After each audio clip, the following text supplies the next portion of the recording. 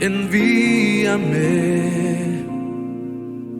Si te puedo servir, aquí estoy. En tus manos, Señor, como el barro soy, para que me hagas a tu imagen. Tómame, yo lo haré, te obedeceré, sin reservas y condiciones te serviré. Yo lo haré, te obedeceré, sin reservas ni condiciones te serviré. Si mi vida te sirve, la entrego a ti. Hoy la rindo a tus pies, Señor Jesús. Te entrego mi ser y mi corazón. No hay sentido en vivir si no es para ti. Yo lo haré, te obedeceré, sin reservas ni condiciones te serviré. Yo lo haré, te obedeceré, sin reservas ni condiciones te serviré. Yo lo haré, yo lo haré, te obedeceré, sin reservas ni condiciones te serviré. Yo lo haré, te obedeceré, sin reservas ni condiciones te serviré.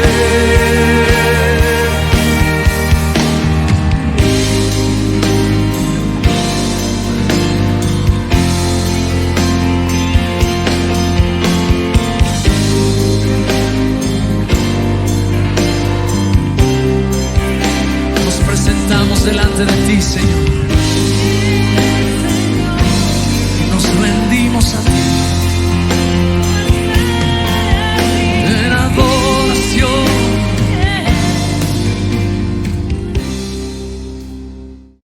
Bendiciones, amados hermanos. El Abba, el Padre Eterno, les continúe bendiciendo a todos y cada uno de ustedes desde sus hogares, donde se encuentren. La gloria sea para el Señor porque nos da este privilegio y esta oportunidad de estar aquí en este inicio de semana y poder compartir su palabra. Qué bendición el poder estar aquí con ustedes y sacar este espacio como congregación, como hermanos en una misma emuná, en una misma fe, poder aprender más de la palabra del Padre. Qué bonito eso y el privilegio que siento yo de poder hacerlo, sabiendo que no es por mí, que no son mis méritos, que no es lo que yo haga ni deje de hacer, sino la misma misericordia que el Padre ha tenido para conmigo. Amén. Y claro, esto requiere un compromiso, pero un compromiso que a la final solamente se puede cumplir si el Padre está en nosotros. Y el mantenernos fieles solamente se puede hacer si el Padre está en nosotros. O sea, todo tiene que ver con Él. Todo tiene que ver con Él. Sí, ciertamente hay una diligencia de parte de nosotros. El Señor le dijo a Josué: esfuérzate y sé valiente. Eso quiere decir que requiere de nosotros esforzarnos, el ser valiente, el dedicarnos, pero al final la obra la hace el Padre. Amén, porque todo proviene de Él, amén, todo proviene de Él. Dice que la fe es un regalo de Él, la emuná es un regalo de Él para con sus hijos. O sea, que el hecho de que tú y yo tengamos emuná en el Señor, que tú y yo tengamos fe en el Señor, es un privilegio, un regalo, es un regalo.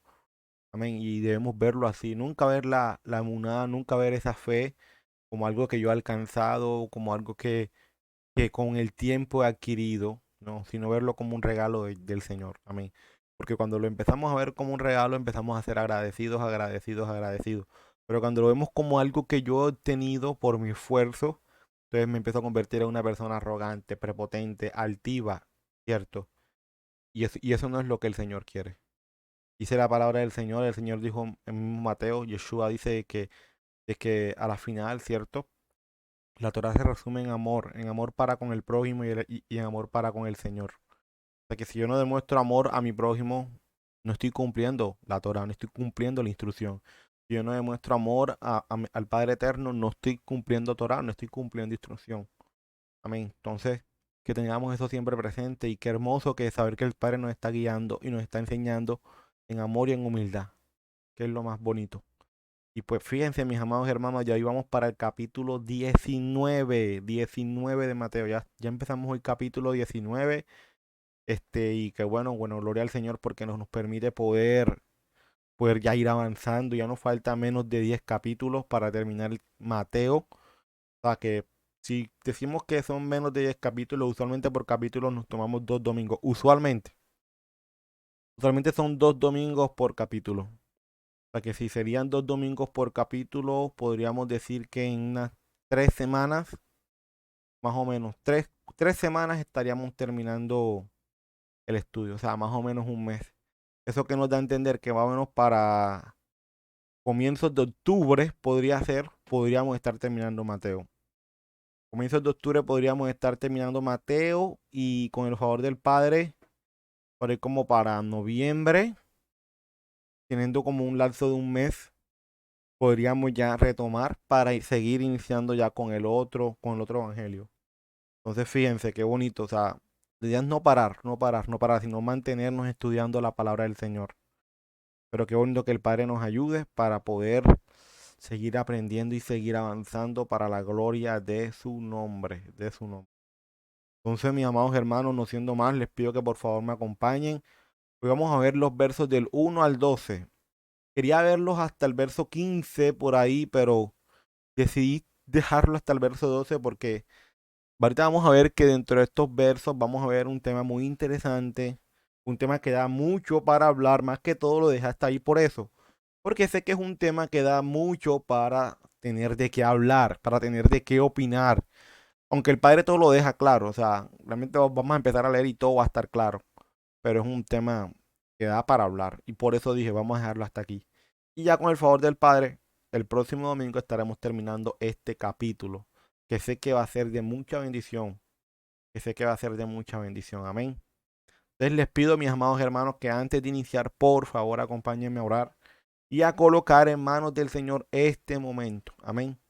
Acompáñeme, por favor.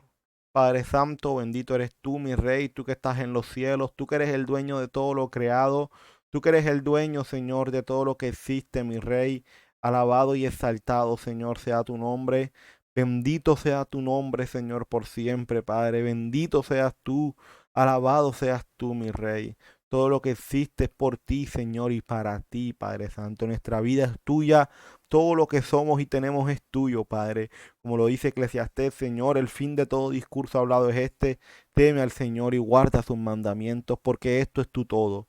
Ese es nuestro todo, Padre, obedecerte, vivir para ti, vivir para agradarte, Señor. Ahí es donde entendemos qué es libertad, Señor. La libertad viene cuando hacemos aquello por lo cual fuimos llamados, Señor. La libertad no es hacer lo que yo quiero, la libertad no es hacer, Señor, mi Rey, lo que el mundo y mi cultura me dice.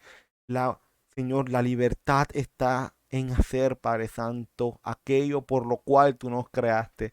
Y es para vivir una vida en sujeción a ti, para vivir una vida que a ti te agrade, para vivir una vida plena y llena en ti, mi Rey. Y yo te damos gracias, Padre, te damos gracias por ese sacrificio, Señor, en ese madero que te entregaste, Padre, por nosotros y pagaste esa deuda, Señor, que nunca podremos pagar, por mucho que obedezcamos, por mucho que hagamos. Y Yeshua fue y pagó por nuestros pecados, Señor.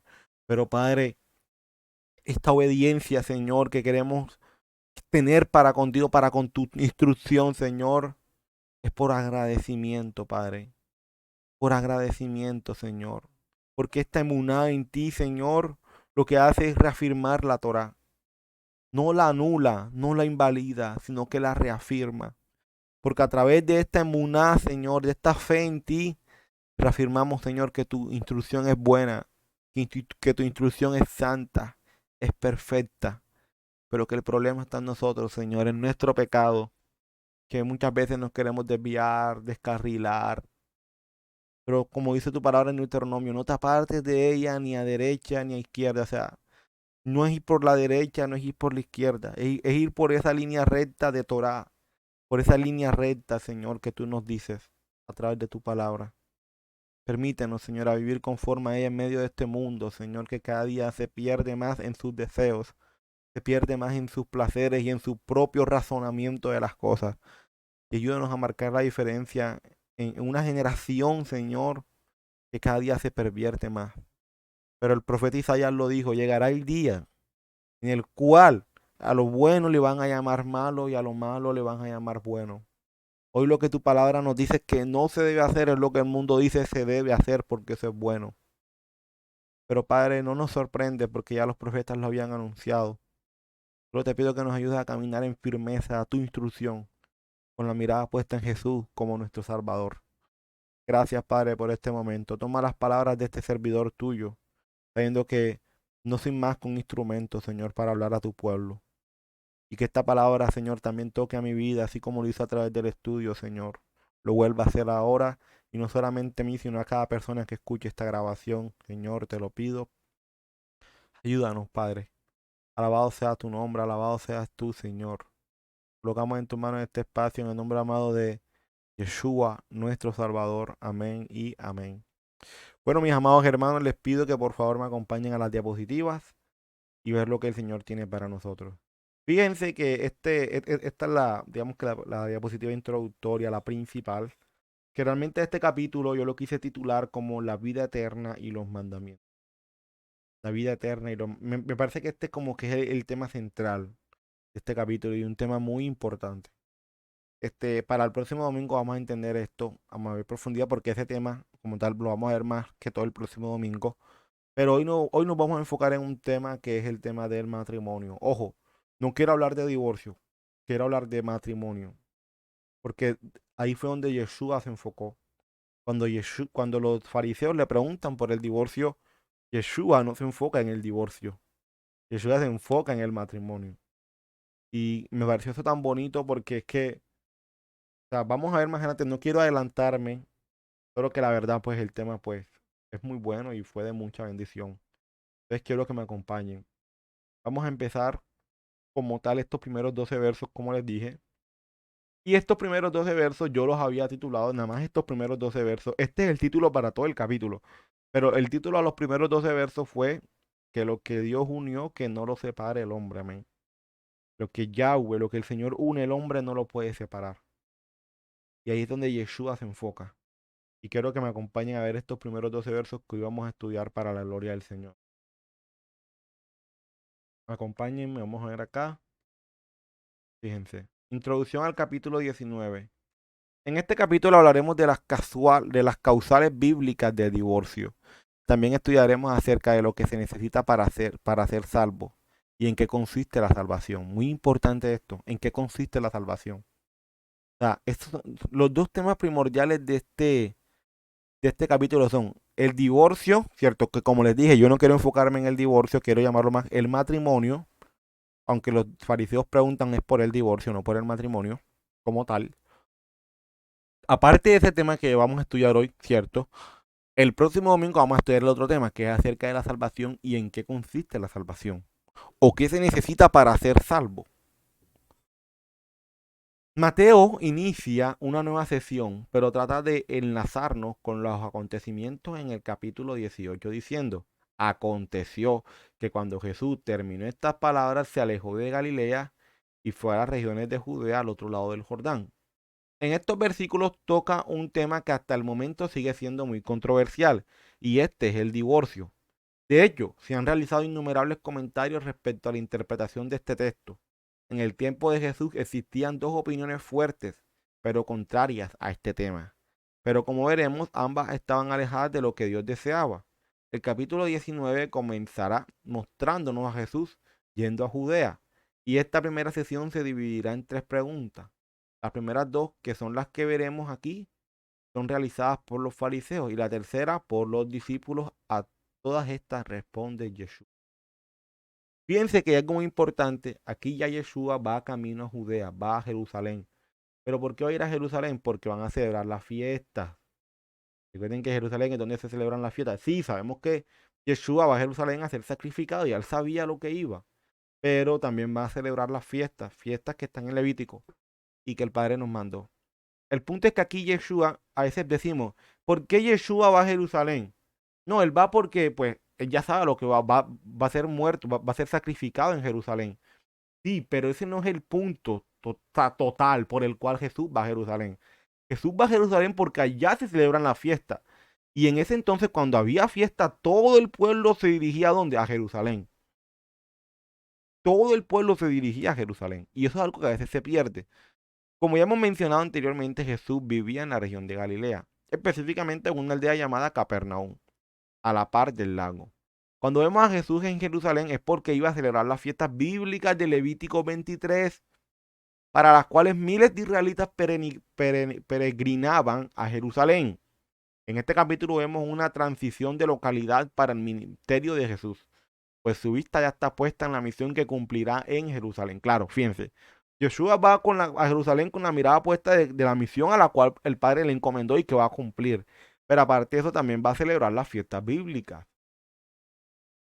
Pero eso se pasa por alto, ¿cierto? Se pasa por alto. Ahora bien, vamos a estudiar verso a verso. Si ustedes se van a dar cuenta, mis amados hermanos, los que han llevado la secuencia del estudio, yo siempre coloco como que los primeros 5 versos, a veces hasta 3 versos, los leemos, hacemos preguntas, respondemos y continuamos. Ahora va a ser un poquito diferente. Y se van a dar cuenta porque es que como de aquí, del verso 1 al verso 12, es una sola secuencia. Lo quise ir llevando leyendo, respondiendo verso por verso. De primero vamos a ver los versos del 1 al 2, fíjense. ¿Cómo lo dice la Reina Valera? Aconteció que cuando Jesús terminó estas palabras, ¿las cuales palabras? Pues las que ya se habían dicho previamente en el capítulo 18. Por eso, mis amados hermanos, lean el capítulo 18, porque ya después de que Jesús termina de hablar y decir todo lo que dice en el capítulo 18, dice que se alejó de Galilea y fue a las regiones de ¿dónde? De Judea, al otro lado del Jordán. Y le siguieron grandes multitudes y los sanó allí. Fíjense lo que dice la Biblia Kadosh Israelita Mesiánica. Cuando Yahshua había terminado de hablar acerca de estas cosas, se fue de Galil y viajó por la parte este del río Jardín, hasta que pasó la frontera de Yahudá. Mucha gente le siguió y allí sanó a los enfermos. Como ya hemos mencionado anteriormente, Jesús vivía en la región de Galilea, específicamente en una aldea llamada Capernaum. Este era lo que ya habíamos visto anteriormente. Cuando vemos a Jesús en Jerusalén es porque iba a celebrar las fiestas bíblicas para las cuales miles de israelitas peregrinaban a Jerusalén. Este capítulo vemos una transición de localidad para el ministerio de Jesús, pues su vista ya está puesta en la misión que cumplirá en Jerusalén. Los evangelios Lucas y Marcos indican el mismo viaje, pero fíjense, vamos a ver cómo lo dice Marcos. Jesús partió de aquel lugar y se fue a la región de Judea, al otro lado del Jordán. Otra vez se le reunieron las multitudes y como era su costumbre les enseñaba. Fíjense algo aquí muy importante, porque Marcos me dice que Jesús no lo sanó, o sea, digamos, yo puedo decir que lo omite, pero dice que les enseñaba. Esto que me da a entender, mis amados hermanos, que cuando Yeshua se acercaba a las multitudes para sanarlos, ¿cierto? De X o Y enfermedad o cualquier cosa, no solamente los sanaba, sino que también les enseñaba la palabra. Les enseñaba la palabra. Hoy nosotros vemos multitud de gente que va en busca de un milagro, pero no va en busca de que se le enseñe la palabra. Y Yeshua no era de ese tipo de personas que iba y solamente sanaba a la gente y la gente contenta, no. Él enseñaba a la gente la palabra. Pero lastimosamente, nos hemos dado cuenta de que hoy por hoy las personas buscan más el milagro que realmente conocer al Señor a través de su palabra. Y eso, mis amados hermanos, es triste. Es triste porque eso que trae desconocimiento, eso que trae que se ignore muchas cosas de la palabra de Dios. Y eso que también que trae perdición. Porque el desconocer la palabra del Señor, el desconocer lo que Él dice en su palabra, no me desconoce de las consecuencias que pueda traer para mí desobedecerla y desconocerla. Entonces, dediquémonos a la palabra y a estudiarla. Amén. Fíjense cómo lo dice Lucas. Como se acercaba el tiempo de que fuera llevado al cielo, Jesús se hizo el firme propósito de ir ¿a dónde? A Jerusalén. Fíjense, ya Lucas lo dice. Ya Yeshua sabía lo que iba y dijo, voy a Jerusalén. Pero claro, como lo dije, no solamente iba para cumplir la misión encomendada por el Padre, sino también que iba a celebrar las fiestas de Levíticos 23. Fíjense, aquí detrás un mapa que vemos Galilea, ¿cierto? Pero dice que se dirige a las regiones de Judea. O sea, Yeshua recorrió todo esto hasta Judea, hasta las regiones de Judea. No dice cuál región, dice que hasta las regiones de Judea. O sea, estaba muy cerca ahí a Judea como tal. En el verso 2 vemos a Yeshua sanando enfermos, siendo esto una muestra de que Yeshua como el Mesías prometido. Recuerden que dentro de la profecía estaba que el Mesías debía sanar, debía mostrar obras milagrosas de parte de Dios. Y el sanar enfermos, el hacer muchos milagros era muestra de eso. Lastimosamente recuerden que en su momento los fariseos decían, no, es que él hace esto en nombre de Belzebú, que era un demonio. O sea, que ellos creían que Jesús hacía todos esos milagros por causa de un demonio. Podrán creer la blasfemia tan grande que hicieron los fariseos en su momento. Eso ya lo vimos. O sea, aún ellos ni viendo los milagros, ni viendo nada, no creyeron que Yeshua fuese el Mesías. Y aquí donde recalco nuevamente en lo mismo, mis amados hermanos. El hecho de que nosotros creamos, ¿cierto? De que Yeshua es el Mesías y cada día que queramos crecer en esa fe, en ese emuná, es un regalo del Padre. Porque los fariseos de conocer conocían. Ellos conocían todo lo que decían los profetas. Ellos conocían todo lo que decía la Torá. Tenían un conocimiento bárbaro de la palabra.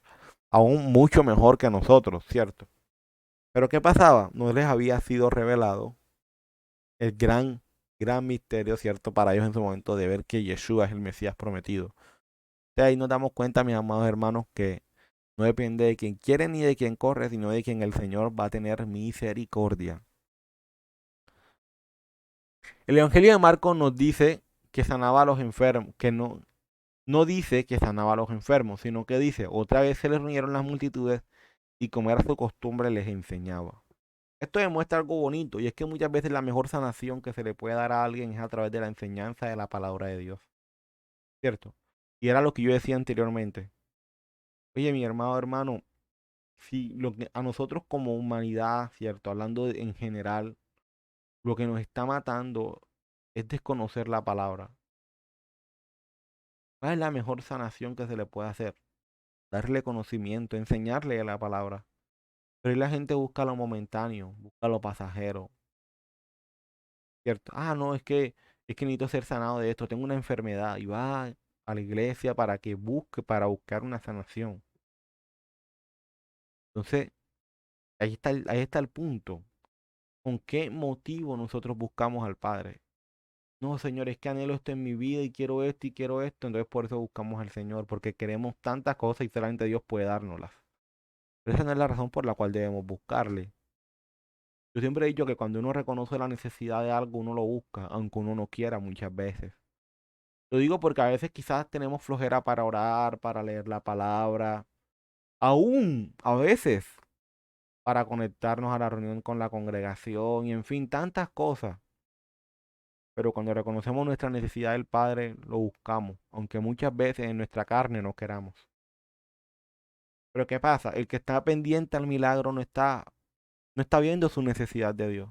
Está viendo su necesidad física, que quiere que sea sanada, pero no está viendo la necesidad que tiene para con el Señor, de perdón, de misericordia. ¿Se dan cuenta? Entonces, nuestro Salvador se enfocaba mucho en el enseñarle a los demás de la palabra, no solamente en sanarles. Y esa es la mejor sanidad que se le puede dar a alguien, el enseñarle la palabra. Porque ¿qué pasa? Cuando esa persona empieza a aprender y aprender de la palabra, ¿qué pasa? Primero, deja de ser menos ignorante de la palabra. Y segundo, con base a la obra que el Padre va teniendo en su vida, esa persona va a ir conociendo. Y el conocer lo hace libre. Y el obedecer lo hace libre. Amén. Algunos comentaristas dicen que Mateo menciona esto para que sus lectores entiendan que la popularidad y el poder de Jesús no estaba restringido a Galilea, también fue evidente en Judea. O sea, algunos dicen, miren, la razón por la cual Mateo menciona de que en Judea Jesús hacía milagros era para dar a entender de que la fama de Jesús no solamente estaba en la región de Galilea, sino que ya se había expandido aún hasta Judea. Algunos comentaristas dicen eso. El texto dice que algunos le siguieron, ¿cierto? Eso es lo que dice el texto. Algunos le siguieron. Pero algunos pudieron haberlo seguido para qué? Para ser instruidos, otros para ser sanados, otros por curiosidad y algunos para tenderle una trampa. Y algunos para tenderle una trampa. Hoy con nosotros puede estar pasando algo similar. Hoy muchos queremos buscar al Señor, digamos, queremos ir a la iglesia, a la congregación para ser instruidos de la palabra. Otros van para ser sanados de alguna enfermedad que tienen. Otros van como que por curiosidad, para ver si me gusta, si no me gusta el ambiente. Y otros muchas veces van para dañar a la congregación. La gran pregunta es, ¿con qué motivo nosotros buscamos al Señor? ¿Será que realmente estamos reconociendo nuestra verdadera necesidad de Él? ¿O es que solamente lo buscamos por un beneficio propio? Mi hermano, el Señor no puede ser burlado. El Señor no puede ser burlado. Analicemos nuestro corazón y veamos con qué intención realmente lo buscamos. Aún, ¿con qué intención lo obedeces? ¿Con qué intención lo obedeces?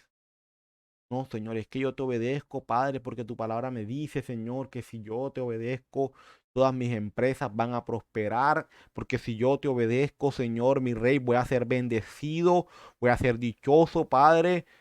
Y sí, son promesas y no las estoy negando. El punto es que yo no puedo obedecerlo para que el Señor me dé todas esas cosas, porque si no me las da, entonces, ¿lo obedezco o no lo obedezco? O entonces solo pongámonos a pensar en el caso de Jod, que de hecho lo estudiamos con nuestro hermano José. ¿Será que Jod cuando obedecía al Señor, él estaba pensando, no es que yo lo obedezca porque el Señor me tiene así bien, con mi familia, mis hijos, soy un hombre afortunado, no me falta nada, tengo todo, vivo bien, es por eso lo obedezco? Pero cuando el Señor le quitó todo, o permitió que Satanás le quitara todo, ¿qué pasó ahí? ¿Será que Jod dejó de obedecer al Señor? Entonces, si nosotros basamos nuestra obediencia, nuestra vida entregada al Padre por cosas materiales, pues tendremos una obediencia inestable, que depende, que fluctúa. Pero cuando nuestra obediencia está ligada a Él, a su misericordia, a su bondad, a su fidelidad, a su amor, a su perdón, a lo que Yeshua hizo por nosotros, entonces tenemos una obediencia firme, porque no depende de nosotros, sino que depende totalmente de Él. Entonces es muy importante que analicemos esas cosas en nuestra vida y veamos con qué motivo nosotros seguimos al Padre. Verso 3. Entonces vinieron a él los fariseos tentándole y diciéndole, ¿es lícito al hombre repudiar a su mujer por cualquier causa? Pues fíjate, aquí está o sea, muchos le siguieron. Dentro de ellos estaban los fariseos que le estaban como que buscando tender una trampa. Ok, vamos a tentar a Yeshua, vamos a preguntarle esto. Y pues si nos responde mal, ya tenemos por dónde cogerlo. ¿Cierto? O sea, ya estaban como que maquinándolo. Y le preguntaron, ven acá Jesús, ¿para ti es lícito que un hombre repudie a su mujer por cualquier cosa? Vamos a ver. Fíjense lo que dicen las escrituras restauradas en nombre verdadero. Entonces se le acercó los Perugín tentándole y diciéndole, ¿está permitido al hombre en la Torá repudiar a su esposa por cualquier cosa? Y fíjense lo que dice la Biblia Kadosh israelita mesiánica. Algunos Perugín vinieron y trataron de tenderle una trampa preguntando, ¿Le está permitido a un hombre divorciarse de su mujer por cualquier motivo? Vamos a ver la respuesta de nuestro Salvador. Esta pregunta se hizo para ver si el Señor decía algo en contra de la Torá, en contra de la ley. Y el siguiente verso vemos que le contesta justo lo que ellos estaban esperando que les contestara. Recuerden que esto lo hacían ellos para poner a prueba a nuestro Salvador, ya que cualquier desliz que vean en Yeshua era motivo suficiente para decir que no era el Mesías prometido. O sea, era como que ya a la primera que le cojamos ya sabemos que tenemos país para justificarnos en decir que este no es el Mesías. Claro, porque el Mesías no vino a quebrantar la Torá. El Mesías no vino a contradecir a los profetas. Ellos veían que Yeshua decía algo en contra de la Torá. Ellos veían que Yeshua decía algo en contra de los profetas, pues ya era motivo para decir, este no es el Mesías prometido. Pero claro, como Yeshua se mantuvo firme, ¿cierto? Pues el Padre, ¿cierto? Esa sabiduría, esa palabra del Padre hecha carne ahí, para dónde iban a poder tentarla. Al contrario, era Yeshua que a la final, con su respuesta, los ponía a ellos contra la espada y la pared. El divorcio era un tema controversial en los tiempos de Jesús, con dos escuelas principales de pensamiento centradas en dos de sus defensores más famosos. Los primeros era la escuela de Shammai, del rabino Shammai. Recuerden, ya esto ya lo vimos, ¿cierto? Ya conocemos estas dos escuelas. Un punto de vista más estricto y menos famoso.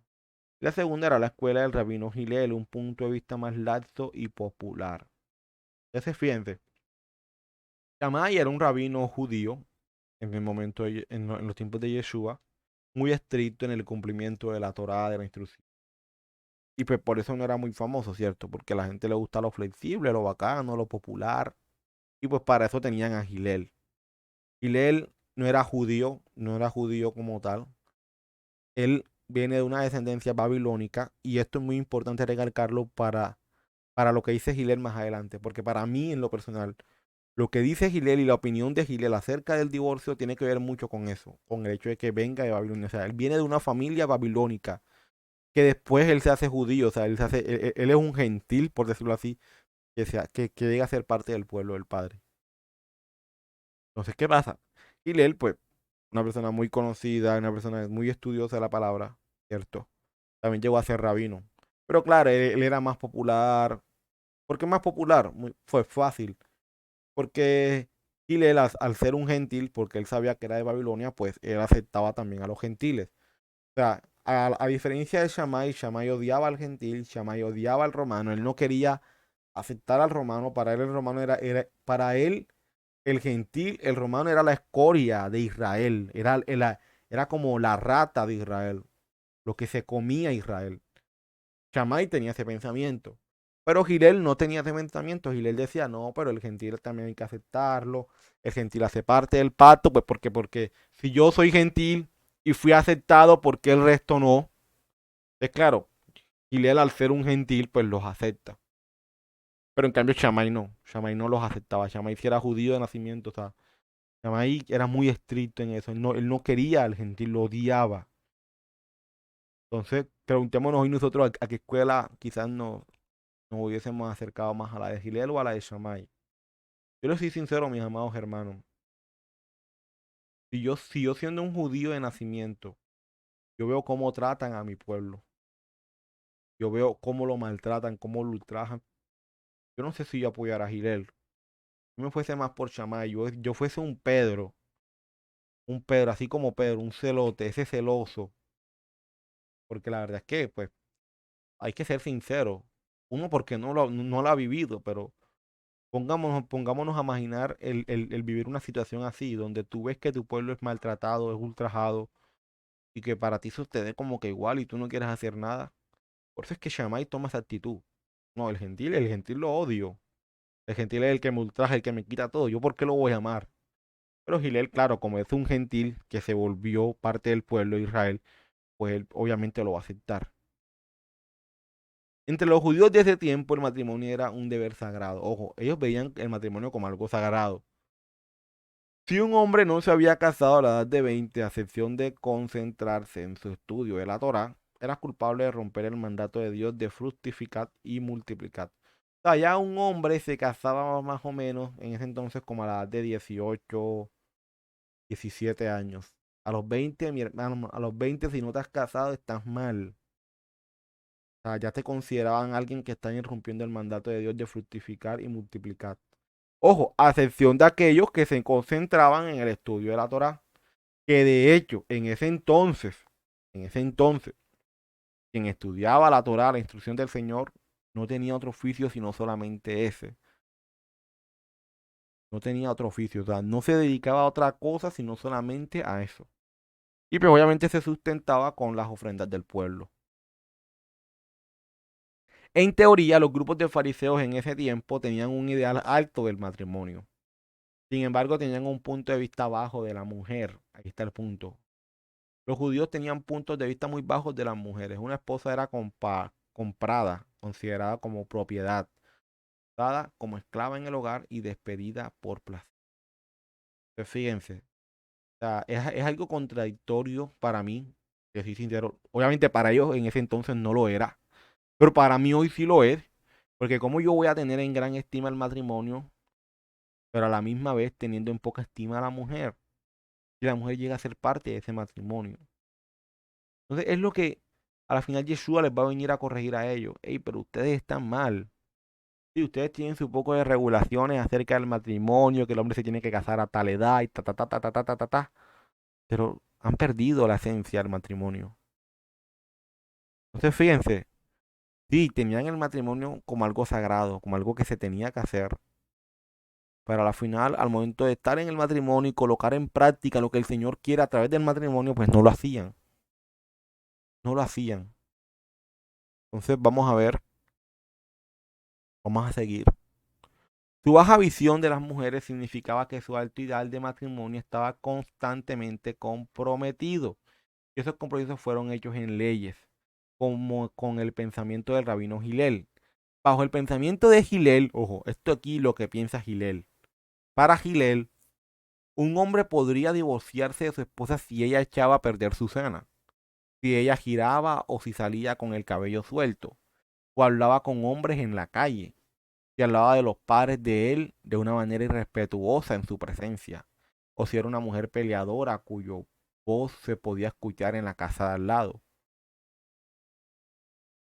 El rabino Akiva incluso llegó a decir que un hombre podría divorciarse a su esposa si encontraba otra mujer que le gustaba más y que consideraba más bella. O sea, fíjense la baja estima que tenían de la mujer y del matrimonio para mí. Porque para ellos es como que el hombre, o sea, la más mínima falta en tu esposa, algo que no te guste, divórciate.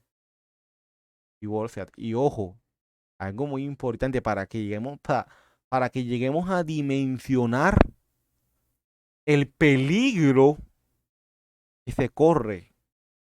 ¿Y por qué lo digo? Porque es que Gilel fundamentaba su posición bíblicamente. O sea, para Gilel esto que él pensaba tenía fundamento bíblico. Fíjense. Pero vuelvo y les digo, vamos a ir avanzando. Por eso es que me quise tomar nada más del verso 1 al verso 12, porque pues como les dije, estos versos tienen bastante para hablar.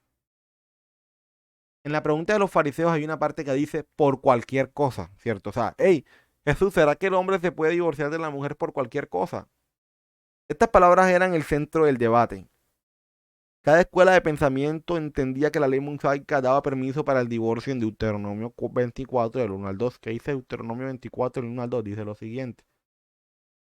Cuando alguno tomare mujer y se casare con ella, si no le agradare por haber hallado en ella alguna cosa indecente, le escribirá carta de divorcio y se la entregará en su mano y la despedirá de su casa. Y salida de su casa podrá ir a casarse con otro hombre. La pregunta que se hacían los maestros de la Torá es ¿qué constituye indecencia? ¿Qué constituye alguna cosa indecente? Ojo, esa era la pregunta en cuestión. O sea, ese era el dilema. ¿Qué es, qué es indecencia? Sí, Moisés, cierto, en la Torá el padre me dice de que yo puedo divorciarme de mi esposa si encuentro en ella algo indecente. La pregunta es, ¿qué es indecencia? Y les decía, para mí indecencia es que si tú encuentras a tu mujer espelucada en la casa, eso es indecencia, divórciate. Para mí, indecencia es que si a tu esposa se le quemó la empanada, divórciate. Porque eso es indecencia. Si tiene el cabello suelto y no como a ti te gusta, divórciate. Eso es indecencia. Si, digamos, murmura o habla muy fuerte que se escucha en toda la cuadra, divórciate porque eso es indecencia. O sea, para Gilel era como que el hombre tenía la libertad de por cualquier cosa, la más mínima, divorciarse de su esposa. Se llegó a pensar, no, que te gusta otra porque la otra tiene esto que tu esposa no tiene, divórciate porque tu esposa está siendo indecente. Ese era el pensamiento de Gilel. Y ojo, aquí también quiero aclarar algo. Gilel en muchas otras cosas y en muchos otros temas va a tener la razón. En este caso no la tiene, porque o sea, quien tiene la razón es Shammai. La escuela de Shammai tiene la razón. O sea, tiene un punto mucho mejor que el de Gilel. Gilel en este punto para mí falla completamente. Pero en puntos como lo fue el día de reposo, Gilel apuntaba mejor que Shammai. Porque, ¿qué pasaba? Gilel, claro, como era más flexible, pues para él no habían tantas reglas para guardar Shabbat. En cambio, Shammai puso como miles de reglas, o sea, miles de cosas que tú no tienes que hacer en Shabbat, como el tema de recoger espigas de trigo. Recuerden, cuando Jesús coge espigas de trigo, ¿quién lo juzga? Shammai. Porque para Shammai eso era pecado en Shabbat. Para Gilel no era pecado. Pero en este caso es Gilel quien se equivoca. Y ya, para mí Gilel pierde el sentido de todo. Pero ojo, no estoy juzgando a Gilel. No lo estoy juzgando, pero sí llego a reconocer la falta que tiene. Pero para mí esta falta de Gilel se da por las costumbres por las cuales ya él venía. Y eso lo vamos a ver más adelante. La escuela del rabino Shammai entendía que cosa indecente significaba inmoralidad sexual. Y decía que esta era la única razón válida para el divorcio. La escuela del rabino Gilel entendía que cosa indecente significaba cualquier tipo de indiscreción. Incluso hasta el punto de que para algunos rabinos quemar el desayuno de un esposo se consideraba motivo válido para el divorcio. Entonces, mis amados hermanos, qué bonito nosotros como congregación mantener un equilibrio de las cosas y no llegar a los extremos. Sí, Gilel era un poquito flexible, pero en su inflexibilidad cometió muchos errores. Shammai era muy estricto, pero en ser tan estricto también llegó a cometer muchos errores. Hay que buscar el punto intermedio de las dos cosas, que era lo que Yeshua quería buscar en ellos. Un punto intermedio donde no se fueran a los extremos. Shammai aquí acierta. De hecho, Yeshua más adelante reafirma esta posición de Shammai. Shammai en ser tan estricto en el cumplimiento de la Torah, él dice, no, para mí la única razón por la cual el hombre se debe divorciar y tiene el derecho para hacerlo de su esposa es que su esposa haya cometido alguna inmoralidad sexual. Pero Gilel en su flexibilidad, en su manera, este, como dice uno, a veces, ¿cómo lo llamo? Como que queriendo agradar a los demás también, queriendo atraer gente, falló. Falló porque dijo, ah, no, hermano, no, que es que mi esposa me quemó el desayuno. Eso es una cosa indecente, divórciate. Entonces, él en su inflexibilidad falló en este punto del matrimonio, falló. Y Shammai en su rigidez acertó. Entonces, fíjense, mis amados hermanos, son personas que estudiaban la Torah, que la conocían. No estoy negando eso, no estoy negando eso. No estoy negando eso, o sea, no estoy negando el conocimiento que tenían, tampoco estoy negando que sean hijos del Padre, no estoy negando, no lo estoy dejando en poco, pero sí quiero decir algo. Por eso es muy importante que sin importar el conocimiento y los estudios que tengamos, nunca creamos tener la verdad absoluta de las cosas. Y él conocía, Shammai conocía, los dos sabían bastante, pero aún así ninguno iba a tener la verdad absoluta en nada. Cada uno tuvo sus fallas, cada uno tuvo sus puntos de quiebre, como dice uno. Si Yeshua estaba de acuerdo con la... Sí, Yeshua estaba de acuerdo con la escuela del Rabí Hillel. Era claro que Jesús no tomaba lo que decía la Torah en serio. Si él estaba de acuerdo con la escuela estricta del Rabí Shammai, entonces Jesús podría perder su popularidad con la multitud, a quienes generalmente les gustaba un acceso fácil al divorcio. Los líderes religiosos tenían razones para creer que habían atrapado a Jesús en los cuernos de un dilema. Claro, yo menos que los fariseos decían, hacia ahora, si Jesús dice que solamente la inmoralidad sexual es causa de divorcio, entonces pierde popularidad, pierde gente. Porque a la gente lo que le gusta es la facilidad o el acceso rápido y fácil para el divorcio.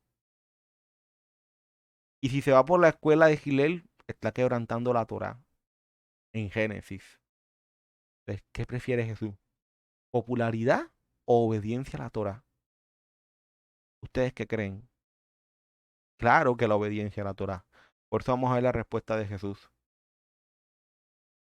Él respondió, les dijo, ¿no habéis leído que el que los hizo al principio, varón y hembra, los que los hizo?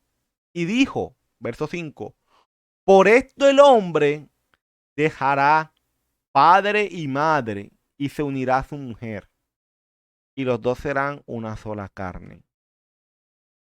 Y él respondió, les dijo, y él respondiendo les dijo, ¿no habéis leído que el que hizo los hijos, que el que los hizo al Bereshit, Bereshit es inicio, Génesis, como se traduce Génesis, hombre y mujer los hizo, y dijo, por esto el hombre dejará a Abba y a Ima, y se unirá a su mujer, y los dos serán una sola carne. O sea, aquí la respuesta de Jesús es, pero ven acá, ustedes me están preguntando a mí eso, pero ya ustedes leyeron Génesis. Pues claro que lo habían leído, claro que sabían qué decía Génesis en el principio. Y aquí entra algo muy importante también. Aquí nos damos cuenta de algo, o sea, algo que es maravilloso y que pasa hoy en día también. Y es que tanto Gilel como Shammai no estaban defendiendo la Torá, estaban defendiendo su interpretación de la Torá. Porque es que Yeshua les dice, pero si ustedes están defendiendo realmente la palabra del Señor, tienen que saber lo que dice Génesis. Pues claro que saben, pero es que pareciera que en su interpretación se lo pasan por alto. Entonces, ahí Jesús con esa pregunta, o sea, con eso les está diciendo, ustedes en su interpretación se están olvidando de Génesis. Porque ustedes no pueden interpretar lo que dice Deuteronomio 24 sin antes haber tenido claro lo que dice Génesis. Mis hermanos, y así nos pasa a nosotros hoy en día. No, mi hermano, es que acá el Señor, el Pablo dice esto. Bueno, pero ya leíste lo que dice Deuteronomio, Éxodo, Levítico, Números. ¿Ya lo leíste? No, no, no, no, hermano, es que eso era otra cosa. No, hermano, ya lo leíste. ¿Ustedes saben cuál fue el libro que Jesús más citó? Deuteronomio. Y muchas veces hoy nos pasa así, y lo digo por mí, mi hermano, lo digo por mí. Porque muchas veces nos dicen y decimos, no, mira, ves que aquí el texto este dice esto y esto y esto y esto, y esto me da a entender esto. Bueno, está bien. Pero ya leíste lo que previamente se ha dicho acerca de eso. Porque lo que se dice previamente no puede contradecir lo que aquí está dicho. ¿Saben cuál es nuestro problema hoy? Con la palabra del Señor, con la Biblia, como hoy la conocemos, como hoy la tenemos. Es que la hemos querido dividir en dos. Y saber que es una sola. Y que en nada se contradice. Eso le estaba pasando a los fariseos. Los fariseos se estaban basando en Deuteronomio 24. Deuteronomio 24 dice esto, Deuteronomio 24 dice esto, que por cualquier cosa indecente, que por cualquier cosa indecente.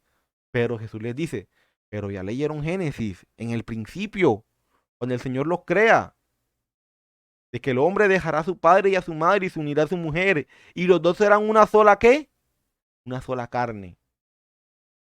Estos fariseos estaban buscando contender en relación a la ley. Pero Yeshua fue más allá de la ley, fue al origen, al jardín del Edén.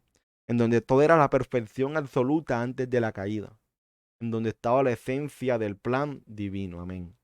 O sea, ellos esperaban que Jesús le respondiera ahí con Deuteronomio 24, pero Jesús se fue más atrás, a Génesis, donde todo era perfecto. Y lo mismo sucede hoy con el Shabbat, mis amados hermanos. No es que aquí Pablo dice que el Shabbat, que esto, que lo otro, pero ya leíste Génesis, donde todo era perfecto, donde estaba la perfección absoluta, y que el Señor establece el séptimo día. ¿Se dan cuenta? La palabra del Señor es perfecta, perfecta, perfecta, mi amado hermano. Y esto no lo digo por nadie, lo digo por mí. Porque cuando a mí me hablaban y contradecían mi propio credo, yo me incomodaba. Yo buscaba las excusas. Yo buscaba por dónde escaparme, por dónde escabullirme. Yo buscaba el mínimo verso que me ayudara, que me sacara de ese momento tan agobiante. Porque sentía que lo que yo creía estaba derrumbando. Hasta que el Señor me dice que no es lo que tú crees, es lo que mi palabra dice. Porque cuando yo creé los cielos y la tierra, yo a ti no te pregunté si te parece o no te parece. Yo no te pedí opinión de nada. Pero muchas veces nos pasa así, mis amados hermanos. A mí me pasaba muchas veces y aún todavía, porque aún tenemos muchas cosas que a veces defendemos más nuestro credo que la palabra del Señor. Pero íbamos mejorando para la ayuda del Padre. Los fariseos querían hablar del divorcio y de las opiniones rabínicas, pero Jesús quería regresar a las escrituras y hablar acerca del matrimonio. ¿Se dan cuenta? Ya en esto Salvador redirecciona el tema. Porque mientras los fariseos le preguntan por divorcio, ¿de qué les está hablando Jesús en Génesis? De matrimonio. O sea, Jesús redirecciona la conversación. No, es que el punto aquí no es hablar del divorcio. Ese no es el punto principal. El punto aquí es hablar del matrimonio. ¿Qué es el matrimonio para el Señor? Este énfasis en las escrituras y en el matrimonio, en lugar del divorcio, es un enfoque sabio para cualquier persona interesada en mantener un matrimonio unido. Amén. Yeshua en el verso 4, ¿cierto? Donde dice, ¿no habéis leído que los hizo al principio varón y hembra los hizo? Cuando dice eso está citando Génesis. Génesis capítulo 1, verso 27 y Génesis capítulo 5, verso 2. Donde dice, y Dios creó al ser humano a su imagen y lo creó a imagen de Dios. Hombre y mujer los creó hombre y mujer y los bendijo. El día que fueron creados los llamó seres humanos. Pie de página. Quiere mostrar este pie de página porque muchas veces se traduce esa palabra como Adán. Pero Adán, cierto, el término hebreo significa hombre, que en el sentido genérico significa humanidad, seres humanos, seres humanos. Y eso fíjate, lo deja claro la nueva versión internacional en su pie de página. Y en el verso 5, Yeshua está citando Génesis 2:24, que dice, por eso el hombre deja a su padre y a su madre y se une a su mujer, y los dos funden un solo ser. La palabra en hebreo para se unirá es dabak. Dabak. Esa es la palabra en hebreo para unir. Dabak. Que implica el acto de pegarse a su mujer como pegamento. Es por eso que llegan a ser una sola carne. Es por eso que después Yeshua en el verso 6 dice, así que no son ya más dos, sino una sola carne. Por tanto, lo que Dios juntó, que no lo separe el hombre. O sea, aquí Yeshua regresa a Génesis. Ven acá, pero mira, ve. Génesis 2:24 dice que son un solo ser, una sola carne. Que el Señor los va a unir como un pegamento a tal punto que van a llegar a ser una sola carne. Y si el Señor hizo esa unión, el hombre no puede separar esa unión. O sea, que aquí tenemos que irnos al mandamiento del Padre. Oye, te uniste a tu esposa, te uniste a tu esposo, no te separes porque son una sola carne. A ellos se les olvidó eso. Ellos se enfocaron en el divorcio, el divorcio, el divorcio, el divorcio. Pero se les olvidó lo que es realmente el matrimonio, que son una sola carne. Se les olvidó. Se enfocaron tanto en el divorcio que se olvidaron del matrimonio. O sea, yo imagino que ellos se casaban pensando en qué cosa indecente iban a ver para divorciarse. Más no, se iban a casar pensando en que iban a estar juntos para toda la vida porque lo que Dios unió, que no lo separe el hombre. Y hoy, mis hermanos, lastimosamente también es así. Hoy mucha gente se casa, pero se casa pensando, bueno, y si nos llegamos a separar, ya saben, mitad de la casa para ti, mitad de la casa para mí, mitad de esto para ti, mitad de esto para mí. Y desde que se casan hacen esas cosas. Y lo ven como algo normal. No es que si es que si no se llega a dar, pues ya hay algo escrito. Hoy la gente cuando se casa vive más pensando en cuánto tiempo va a durar el matrimonio que si va a ser para toda la vida. Lastimosamente vivimos en una generación en la cual el matrimonio ya no se ve como algo sagrado. Ya es como que, nos divorciamos. Sí, yo después vuelvo y me caso y ya. Lastimosamente es así. Al responder la pregunta de no ser, no de parte de Shammai o Gilel, no de parte de Moisés, nuestro bendito Señor derrotó la malicia de ellos y confundió su estratagema. Claro, ellos esperaban que Yeshua respondiera o por el lado de Gilel o por el lado de Shammai, pero Yeshua no respondió ni por ninguno de los lados. Se fue a Génesis, a lo que el Padre decía. ¿Ustedes sí se dan cuenta? Y nuestro Salvador dejó claro de que él dijo, yo aquí no vengo a pertenecer a ninguno de ustedes, yo vengo a defender lo que el Señor dice en su palabra. Yo no vengo aquí a ser parte de ninguna denominación. Yo vengo aquí a obedecer lo que el Señor dice en su palabra. Y eso también debemos hacer nosotros. Dejar a un lado nuestra denominación, nuestros credos y empezar a obedecer lo que realmente el Señor dice en su palabra. Y a veces decimos, no, es que lo que yo creo, eso es, así es. Esa es la verdad.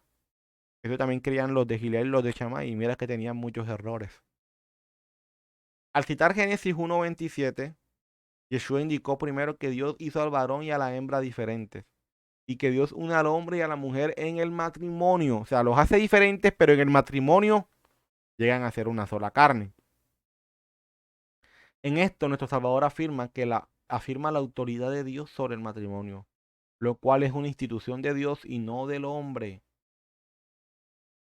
Adán dijo esto en la creación de Eva. Es como si Adán hubiera dicho, tú eres diferente a mí, pero fuiste hecha para mí y de mí. No somos iguales, pero somos uno mismo. En Génesis, Adán nos dice que los hombres y las mujeres son diferentes desde la creación.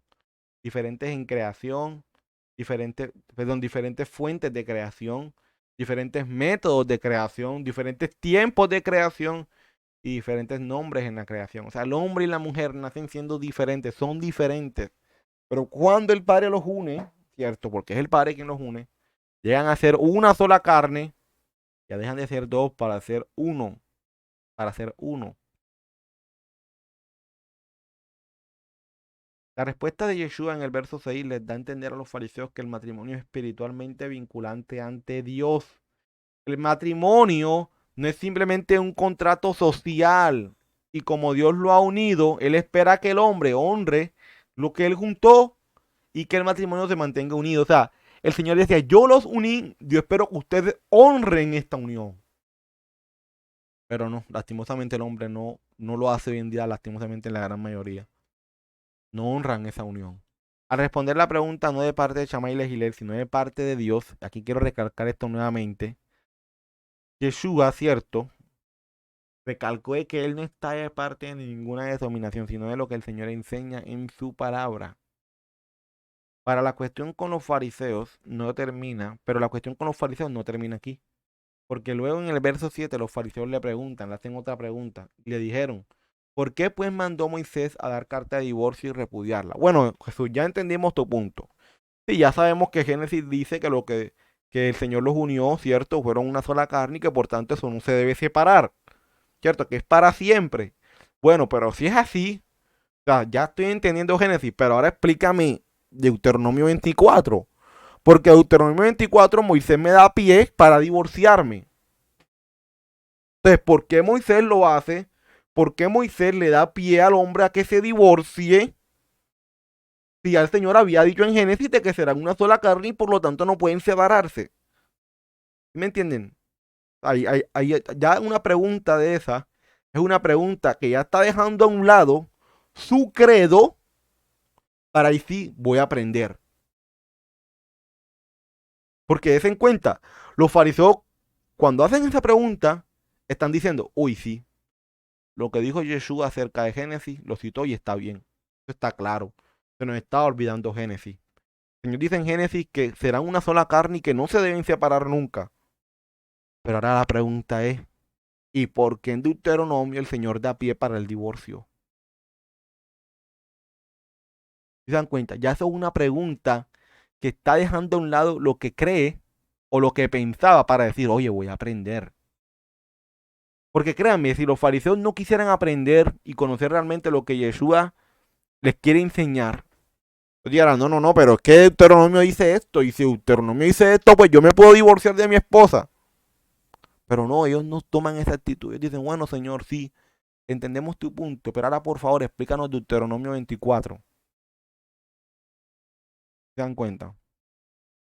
Los fariseos estaban tratando de buscar que Yeshua dijera algo en contra de la ley, porque si él decía algo en contra de la ley, entonces automáticamente quedaba descalificado como Mesías, porque el propósito del Mesías descendiente de David es traer la ley de Dios a las naciones.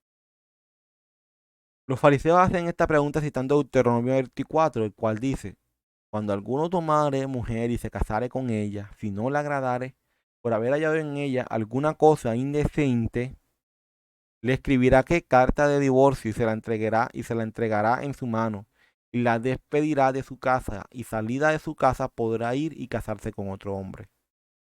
Aquí está la instrucción acerca del divorcio, y aquí están algunas palabras claves que fueron motivo de controversia. La pregunta que se hacían los maestros de la Torah era qué constituía indecencia.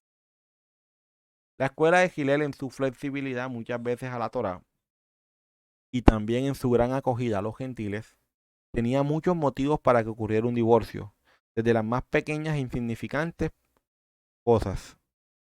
Pero la escuela de Shammai en su rigidez, por el exacto cumplimiento de la Torah, dijo que solamente el divorcio es permitido por causa de adulterio y fornicación.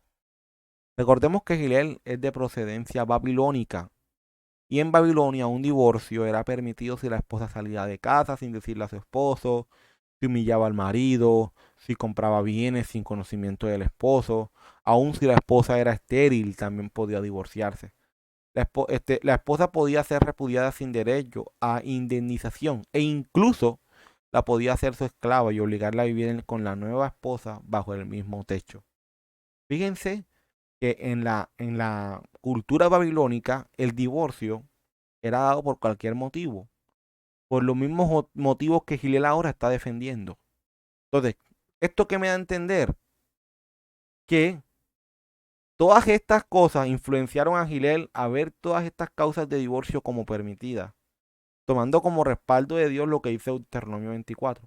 Ah, no, como Deuteronomio 24 dice que por cualquier cosa indecente, pues yo digo que cualquier cosa indecente es que tenga el pelo mal arreglado, que haga algo que al esposo no le guste, que haga algo sin decirle al esposo, que salga de la casa sin decirle al esposo, que haga mucha bulla, en fin, que si es estéril también se puede divorciar, en fin, muchas, muchas razones. Pero claro, todo esto Gilel, o sea, digo yo porque pues, como digo, no es algo que a la final la palabra del Señor diga. Por eso yo estoy suponiendo con base al estudio que hice, a la consulta que hice, de que como Gilel viene de una cultura babilónica donde el divorcio se podía dar por cualquier motivo, pues claro, Gilel trae esa cultura acá cuando conoce al Señor y se justifica en Deuteronomio 24 para decir que tú te puedes divorciar por cualquier cosa, mi hermano. Pero todo eso nace de la procedencia a la cual Gilel viene.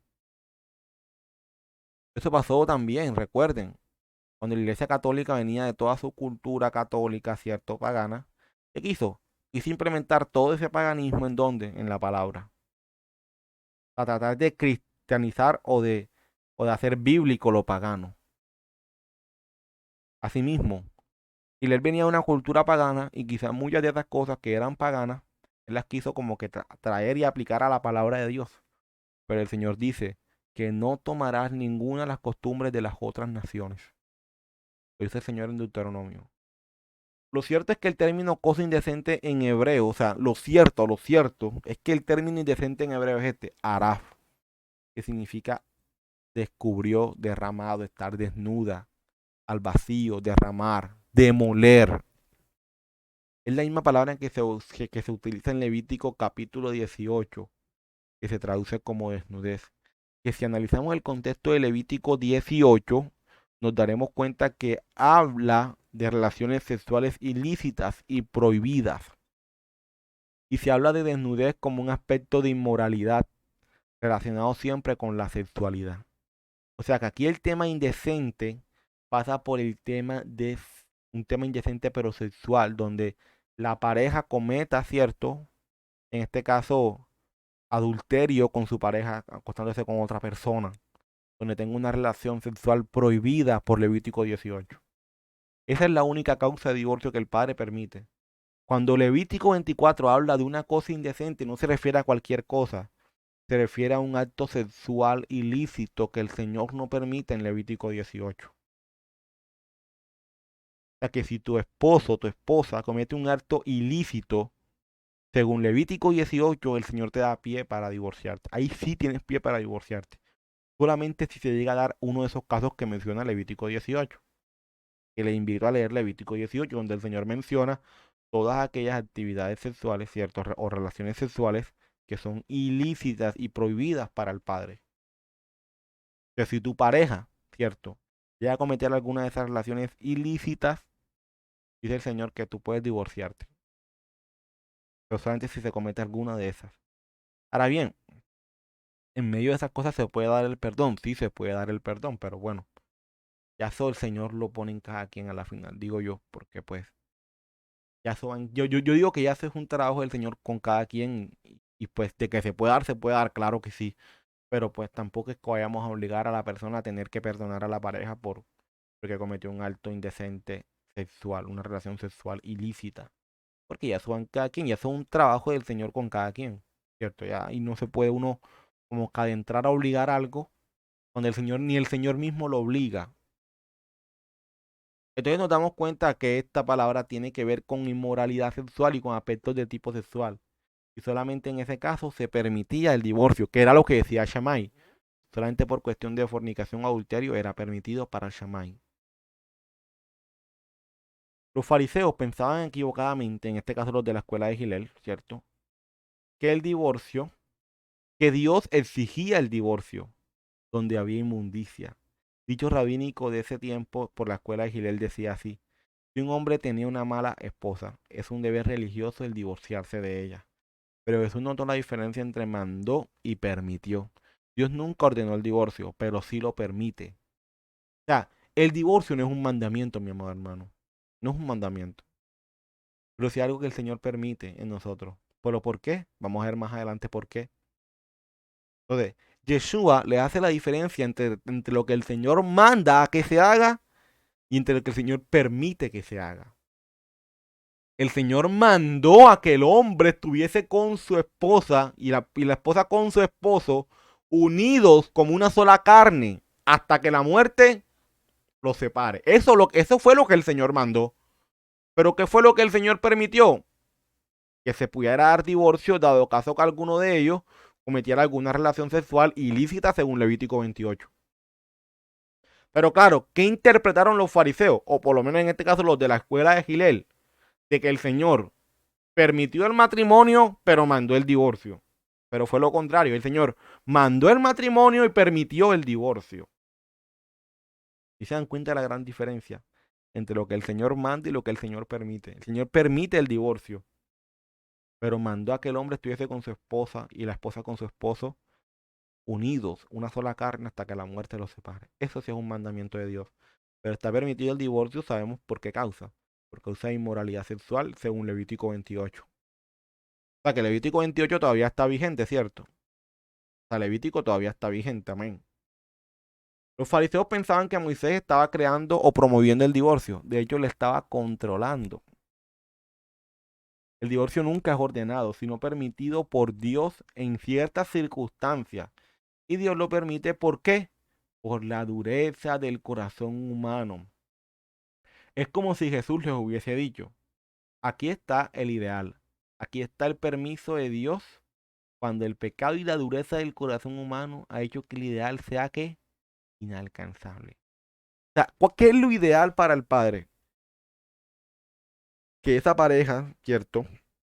Esté junta, que su esposo y su esposa estén juntas hasta que la muerte los separe. Ese es el ideal. Pero cuando el pecado del hombre, cuando la dureza del corazón del hombre llega y no permite que se cumpla ese ideal, entonces ahí sí permito el divorcio. Pero ¿cuándo? Cuando el pecado llega y la dureza del corazón llega. Cuando ya no se puede alcanzar ese ideal, ahí sí el divorcio. Y solo por una causa, según Levítico 28. Mi amado hermano, demostrémosles a este mundo cuál es el ideal de Dios. A través de nuestra familia, de los matrimonios que hay. Demostrémosles cuál es el ideal del Señor. Demos ejemplo de lo que es un verdadero matrimonio. Aquellos hermanos que están casados. Hombre, ama a tu esposa. Mujer, te da ayuda idónea a tu esposo, respétalo. Cumplamos con ese ideal y seamos de ejemplo para muchos otros matrimonios que hoy se destruyen por causa de eso, del pecado y de la dureza del corazón del hombre. Seamos ejemplo. Que seamos ejemplo, ¿cierto? Para que muchos matrimonios que están destruidos hoy se restauren. ¿Qué es lo que el Señor quiere? Amén. La primera institución que Dios creó es la primera institución que el enemigo desde el comienzo está queriendo atacar y está atacando. Pero no podemos darle pie, amén. Y es por eso que desde los hogares hay que dar ¿qué? El ejemplo. Es por esto que la respuesta de Yeshua a la pregunta de los fariseos en el verso 7 es, él les dijo, por la dureza de vuestro corazón Moisés os permitió, ojo, os permitió, no te mandó, te permitió repudiar a vuestras mujeres. Mas al principio no fue así. La dureza del corazón no es tanto de la crueldad de los hombres hacia sus esposas, sino de su falta de respuesta y sujeción a la mente y la voluntad de Dios. Así es. La dureza del corazón nace, ¿cierto? Y se da más que todo porque el hombre no se quiere sujetar a la voluntad del Padre Eterno. El divorcio nunca se debe pensar como una opción moralmente neutral ordenada por Dios, sino como una evidencia de pecado y de dureza de corazón. Claro, miren, cuando hay un divorcio, sea cual sea la razón, ya sea permitida por el padre o no, eso no muestra como una posición neutral. Ah, no, como que pues, el Señor aquí está en una posición neutral del matrimonio, no. El divorcio lo que muestra, ya sea porque tu pareja fue infiel, cierto, con otra persona, en fin, sea cual sea el caso, el divorcio lo que hace es mostrar, cierto, el pecado y la dureza del corazón que hay en el hombre. O sea, para el Señor en el matrimonio no hay un punto neutral. Para el Señor el matrimonio es para siempre y tiene que ser para siempre. Pero el Señor le permitió al hombre un punto neutral para hacerle ver al mismo hombre la dureza y el pecado que hay en su corazón. Pero para el Señor no hay punto neutral. Para el Señor es para siempre y tiene que ser para siempre. Pero para el Señor le permitió al hombre ese punto neutral para hacerle mostrar y hacerle ver su pecado. Que el Señor nos ayude, amén. Que el Señor bendiga cada matrimonio de esta congregación. Y aún los que siguen a futuro, que el Señor los bendiga, los proteja y, y que forme familias fuertes para la gloria de su nombre. Y ya en los siguientes versos, Yeshua de una u otra forma les dice a los fariseos lo que realmente hace referencia a Moisés cuando se habla en Deuteronomio, de algo indecente. Veamos lo que dice. Verso 9.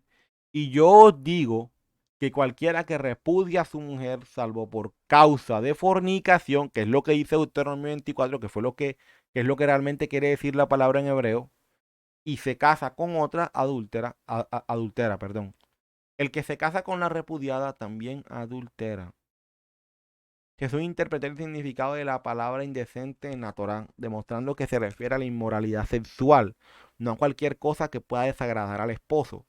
Por lo tanto, el divorcio y la libertad de volverse a casar sin pecado solamente está permitido en el caso de fornicación, amén, de alguna relación sexual indecente, de acuerdo a Levíticos 28. Entonces, fíjense, mis amados hermanos, que dado caso de que sea por cualquier otra razón, si, si se casa con otro hombre o con otra mujer, está en pecado delante del Señor, amén. En este caso, la palabra indecente la definimos específicamente como está en Levítico 18, la cual tiene que ver con cualquier acto de perversión sexual, de manera que la causal de divorcio interpretada correctamente por el Rey de Reyes es infidelidad sexual. Amén. Entonces, una persona que se divorció ilegítimamente, es decir, que no se haya divorciado por la causa identificada por el Mesías y se casa con otra, ya está en adulterio. Y el que se casa con la repudiada adultera también, porque delante de Dios eso sigue siendo un matrimonio. Ya luego de esto, los discípulos le dicen a nuestro Salvador lo siguiente. Le dijeron sus discípulos, si es así, si así es la condición del hombre con su mujer, no conviene casarse. O sea, dicen como que, wow, Señor, si esto es la condición del hombre para casarse, pues le conviene mejor no casarse. Ahora fíjense, vamos a leerlo en esta versión, en traducción en lenguaje actual, lo dice. Los discípulos le dijeron a Jesús, si eso pasa entre el esposo y la esposa, lo mejor sería no casarse. La interpretación de Jesús coincidía con el pensamiento más estricto de los rabinos, que es la de Shammai. Él explicó que lo ideal en un matrimonio es permanecer unidos para siempre, y la única razón para disolverlo es por adulterio o fornicación. Pero aún a los discípulos les pareció muy alto el estándar. O sea, los discípulos como que, wow, Señor, o sea, si es así, como tú me lo estás colocando, es mejor que no me case, ¿cierto? O sea, me conviene mejor no casarme. Ustedes fíjense, esto que me va a entender, mis amados hermanos, que al parecer los discípulos estaban más como que identificándose con lo que decía Gilel que con lo que decía Shammai. O sea, yo creo que si los discípulos hubiesen oído a nuestro Salvador estar de acuerdo con Gilel, eso hubiese sido como para ellos como un respiro, como que, uff, menos mal que está de acuerdo con Gilel, porque Gilel sí permite muchas causas de divorcio. Pero como en este caso, ni con Gilel ni con Shammai, inclinándose así un poco más a Shammai, pero no que defienda la posición de Shammai, sino que defiende la Torah. Entonces fue como que, uy, Señor, si es así, mejor conviene que no me case. Así dicen ellos. Los discípulos entendieron claramente la enseñanza de Jesús acerca del matrimonio y el divorcio. Ellos entendieron que no era un compromiso al que se entraba rápidamente o ligeramente, y consideraron que como el matrimonio es tan vinculante ante Dios, tal vez no conviene casarse. Como que, uy, si esto es lo que repercute en el matrimonio, si esto es lo que se trata realmente para el Abba y que es tan importante para él y tan sagrado para él esto, wow, o sea, mejor prefiero no casarme para no tener que pecar, ¿cierto? Más o menos eso era lo que ellos pensaban. No es malo casarse, ojo, no es malo casarse, pero es bueno ser cauteloso y mirar antes de saltar. O sea, para mí, ¿cómo lo están viendo los discípulos? Como que, wow, señor, el estándar es bastante alto, ¿cierto? Y si es así, mejor no me caso. Pero el punto no está en que no te cases. El punto está en que antes de casarte, tienes que ser muy cauteloso, tienes que orar bastante, pedirle al Señor. O sea, tienes que estar seguro que esa mujer, que esa persona que el Señor tiene para ti, viene de parte de Él. Para que estés seguro en el matrimonio de que será para toda la vida. Amén. Entonces, por eso es que dice, hay que mirar antes de saltar. Mirar, analizar, esperar y no desesperarse. No desesperarse. Amén. Muy seguramente los discípulos tenían ese mismo ideal de Gilel sobre lo que era indecente para divorciarse, porque les pareció muy alto el estándar de Yeshua. Por eso después Yeshua les dice, entonces él les dijo, no todos son capaces de recibir esto. O sea, no todos son capaces de entender esto que les estoy diciendo, sino aquellos a quienes es dado. Con respecto a la idea de no casarse, Yeshua dijo que no todos están hechos para eso, o sea, no todos están para casarse. Jesús reconoció que el celibato es bueno para algunos, para aquel que le es dado. Y finalmente Yeshua dice, pues hay eunucos que nacieron así, del vientre de su madre. Y hay eunucos que son hechos eunucos por los hombres. Y hay eunucos que asimismo se hicieron eunucos por causa del reino de los cielos. El que sea capaz de recibir esto, que lo reciba. Es lo que dice el verso 12. Los eunucos, tenemos que entender que los eunucos eran varones que habitaban en las cortes y estaban encargados de cuidar a las reinas. Y que como medida preventiva, a fin de evitar embarazos no deseados, hijos ilegítimos del rey, a estos guardias los castraban para que ya no pudieran tener descendencia. Será como que como esta persona está cuidando a la reina, para evitar cualquier relación indecente con la reina, ¿qué hacían ellos para poder cumplir esa función? Los castraban. Cuando dice que hay eunucos que nacieron así, significa que nacieron con incapacidad de reproducirse. O sea, cuando dice que hay eunucos que nacieron así, se refiere a aquel hombre que nació con la incapacidad de tener hijos, ¿cierto? Pero hay otros que son hechos por causa de los hombres, que son en el caso de los que se encontraban en las cortes reales, claro, que los castraban y no podían tener hijos. Y hay otros que se hicieron eunucos por causa del reino de los cielos. O sea, hay otros que dicen, ya, para Yeshua hay tres clases de eunucos. Primero, el que nace siendo eunuco porque nació con la incapacidad de reproducir, ¿cierto? De tener hijos. Está el otro, que es el que se hace eunuco, que es el que trabaja en la corte para la reina y lo tienen que castrar. Y está el que se quiere hacer eunuco por causa del reino de los cielos, que no se casó, que no quiere tener familia por causa del reino de los cielos. El celibato, ojo, aquí muy importante, el celibato no es un mandamiento de la Torá, eso está claro, no es un mandamiento. Más bien la Torá nos manda a reproducirnos, a tener familias, ¿cierto? Y todo eso. El celibato es algo personal y de cada quien. Mandó un mandamiento que se debe imponer como se hace hoy en día en algunas denominaciones que imponen el celibato. Por lo tanto, aquellos que se hacen eunucos por causa del reino de los cielos deben estar en paz con su celibato, tanto física como espiritualmente. No debe ser un tormento constante para ellos en ninguno de los aspectos. O que si tú, en este caso, vas a vivir en celibato, debe ser algo del Padre para contigo, algo que el Padre te ha dado a ti. Ya sea que eso te va a permitir cumplir con lo que el Padre tiene para tu vida. Para mí no es algo que viene del hombre, es algo que el Padre le permite al hombre, ¿cierto? Dependiendo del propósito que el Señor tenga para con esa persona. No es algo para todo el mundo ni que tampoco es un mandamiento, sino que es algo personal del Señor con cada quien. Pero de que existe, existe. De que lo hay, lo hay. Y tampoco se debe mirar un poco a aquel hermano que está en celibato, porque pues tampoco está bien. Entonces fíjense, muy importante eso. Y pues mis amados hermanos, esta es la referencia bibliográfica que llevo hasta el momento, hasta estos versos. Seguramente va a ir creciendo a medida que vamos avanzando. Pero bueno, la gloria sea para el Señor, mis amados hermanos, porque nos permite pues tener este espacio para compartir la palabra y poder aprender. Fíjense todo lo que hemos aprendido acerca de este tema del matrimonio, del divorcio, de lo que se pensaba en ese momento y que muchas veces al momento de estudiar la palabra, todas esas cosas se pierden y no nos permiten comprender bien lo que el Señor quiere enseñarnos a través de su palabra. Amén.